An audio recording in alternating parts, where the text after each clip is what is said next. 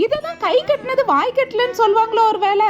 Choco lava brownie யாராவது order கேட்க மாட்டாங்களேன்னு நினைச்சுக்கிட்டு இருக்க. கஸ்டமர் ஒருத்தங்க எனக்கு 5 பாக்ஸ் ப்ரௌனி வேணும்னு ஆர்டர் பண்ணிருந்தாங்க. ஐ ஜாலி, நமக்கும் ஒரு பாக்ஸ் எக்ஸ்ட்ரா பண்ணி வச்சுக்கலாம். நானும் சந்தோஷமா பண்ண ஆரம்பிச்சேங்க. இதை பண்ணிட்டு இருக்கும்போது எனக்கு அவ்வளோ டெம்ட் ஆச்சு.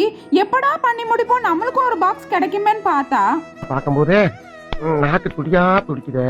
நேரமோ என்னமோ தெரியல, நான் பண்ண பாக்ஸ் எல்லாம் கஸ்டமருக்கே சரியா போச்சு. சரி பரவாயில்ல, நெக்ஸ்ட் டைம் பாத்துக்கலாம்னு சொல்லிட்டு கஸ்டமர் கேட்ட triple chocolate dream cake ready பண்ண ஸ்டார்ட் பண்ணிட்டேன்.